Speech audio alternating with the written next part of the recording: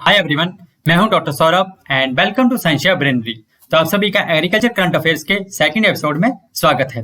So today also we will discuss some important questions which are related to the agriculture current affairs and that could be very beneficial for the students और aspirants preparing for the different ICR competitive exams like your ICR JRF, ICR SRF, ICR NET exams in the field of agricultural sciences and it could be also beneficial for your different bank exams related to the agriculture like your IBPS agriculture officer exam, NABARD exams or state exams related to the agriculture like your agriculture development officer, agriculture extension officer exams. So let's start the discussion. So our first question is, recently which state has imposed the complete ban on glyphosate herbicide? Glyphosate जो है वो एक बहुत ही हम कह सकते हैं dangerous herbicide है जिसका कि इनडिस्क्रिमिनेट तरीके से यूज किया जाता है फार्मर्स के द्वारा, स्पेशली जो कॉटन फार्मर है जो कि इसका यूज करते हैं हर्बिसाइड टोरेंट बीटी कॉटन पे, इसका बहुत ज्यादा यूज करते हैं जो फार्मर्स हैं।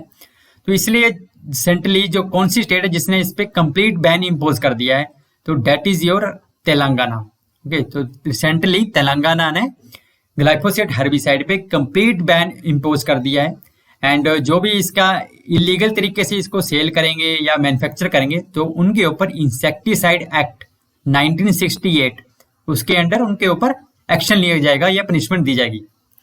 तो ग्लाइफोसेट जो एक्चुअली एक बहुत ही कार्सिनोजेनिक सब्सटेंस है, ह्यूमन हेल्थ के लिए भी डेंजरस है और सॉइल हेल्थ के लिए भी डेंजरस है। सो that's why the Telangana state has imposed recently the complete ban on glyphosate herbicide. Next question is, the world's first genome edited vegetable released by Japan using the CRISPR-Cas9 system with high GABA content. तो ये कौन सी vegetable है? So that is your tomato. So tomato is the world's first genome edited vegetable released by the Japan. Actually Japan की company है Senetex Seed. तो उन्होंने world का first genome edited tomato जो है वो रिलीज किया है फॉर द कमर्शियल पर्पज के लिए, means for the commercial use के लिए फार्मर्स फील्ड में। तो ये जो सेनेटेक्स सीड के द्वारा डेवलप किया गया टोमेटो है using the CRISPR Cas9 system.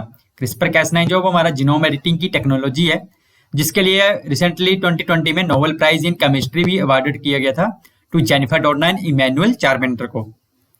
तो इसके द्वारा इन्होंने क्या किया, जो गावा कंटेंट होता है टोमेटो में उसको बढ़ाया है। गावा means gamma amino butyric acid.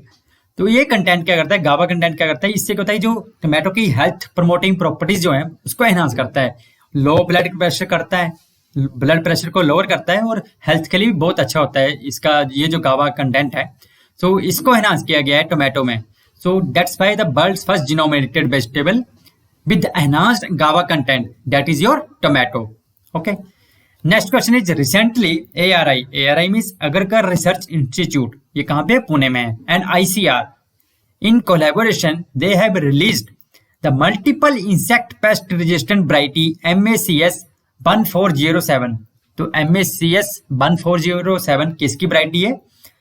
ये है सोयाबीन की वैरायटी है। Okay, recently in the year 2021 में ही रिलीज की गई है फॉर द कमर्शियल पर्पज के लिए। एंड ये जो MACS 14071 वैरायटी है, this is multiple insect resistant variety है सोयाबीन की। तो ये जो है वैरायटी थ्रू ट्रेडिशनल जो कन्वेंशनल ब्रीडिंग अप्रोचेज हैं उसके द्वारा डेवलप की गई है। एंड दिस वैरायटी MACS 1407 जो कि सोयाबीन की वैरायटी है, it is resistant to multiple pest like your girdle beetle, leaf miner, leaf roller, stem fly and aphids. Second thing, ये जो वैरायटी है ना इसमें थिक स्टेम होती है and it is also resistant to pod scattering. So that's why ये जो variety है सोयाबीन की, this is also suitable for the mechanical harvesting. Okay, and this variety is particularly recommended for the cultivation in the northeast India में। So next question is, the first country in the world to approve the commercial cultivation of genetically modified golden rice। golden rice के बारे में हम लोग बहुत time से सुनते आ रहे हैं, but the Philippines, so Philippine जो वो फर्स्ट कंट्री बन गया है वर्ल्ड में जिसने कमर्शियल कल्टीवेशन को अप्रूव कर दिया है गोल्डन राइस की।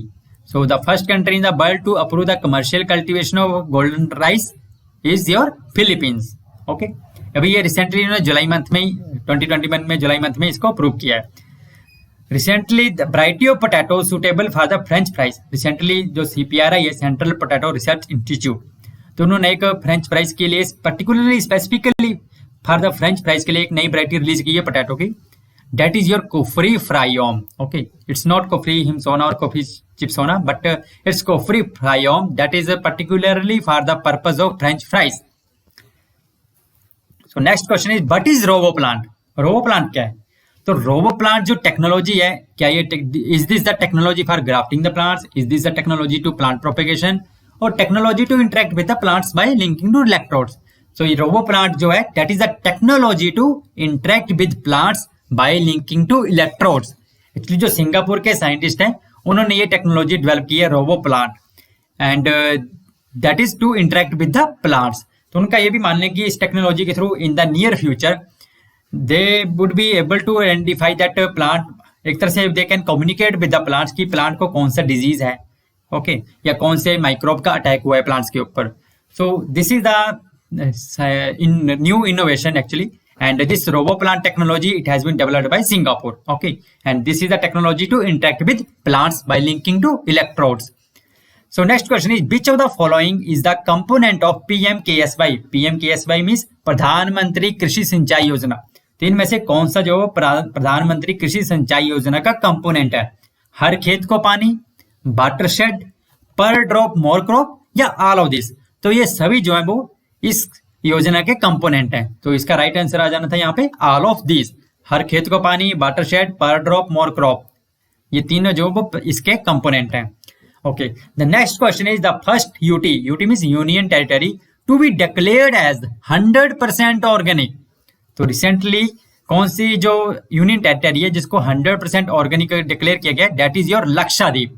Okay, it's not Ladakh, Andaman Nicobar island और चंडीगढ़. तो राइट आंसर है इज लक्षद्वीप. ओके, तो अगर हम स्टेट की बात करें तो द फर्स्ट स्टेट थी Sikkim, and the union territory की बात करें तो the first union territory is Lakshadweep. ऐसे बात करें तो लक्षद्वीप जो वो सेकंड हुआ to be declared as fully organic. But union territory की बात करें तो लक्षद्वीप जो फर्स्ट यूनियन टेरिटरी है to be declared as 100% organic. The next question is, the world's first nano urea liquid has been developed by which country? World का जो first nano urea liquid है वो किसने डेवलप किया है? That is developed by India. This is a proud moment for India. India की जो इफ्को है, Indian farmers fertiliser cooperative limited, तो उन्होंने ये वर्ल्ड का फर्स्ट नैनो यूरिया लिक्विड है जो वो डेवलप किया है, जो कि टन्स ऑफ जो यूरिया का यूज है उसको रिप्लेस करेगा, and that is very cost effective. So next question is, the minimum support price for the wheat in the crop year 2022-2023. Recently हमें पता है जो गवर्नमेंट ऑफ इंडिया ने मिनिमम स्पॉट प्राइस जो फॉर द रबी क्रॉप के लिए release किया है इन एडवांस में ही, and for the year of 2022-2023 तो कितना रखा गया मिनिमम स्पॉट प्राइस व्हीट का इसमें? That is your 2015 rupees per quintal. Actually last year कितना था? इन 2020-2021 में ये था 1975 रुपीज पर क्विंटल था. Okay, this is the last year actually. But 2022-2023 में कितना रखा गया? 2015 rupees per quintal. So anyway, this is all about today. If you like this information, अगर आपको कुछ नया जानने को मिला है तो please stay in touch with हमारे चैनल को सब्सक्राइब करें और ज्यादा से ज्यादा शेयर करें लोगों के साथ, ताकि हम हर किसी तक पहुंच सकें. और किसी को कुछ डाउट है तो प्लीज कमेंट बॉक्स में कमेंट करें, एंड आपकी और भी कोई रिक्वायरमेंट है तो प्लीज हमें बताएं. Thank you. With this I will say thank you and stay happy, stay blessed, stay safe. Thank you.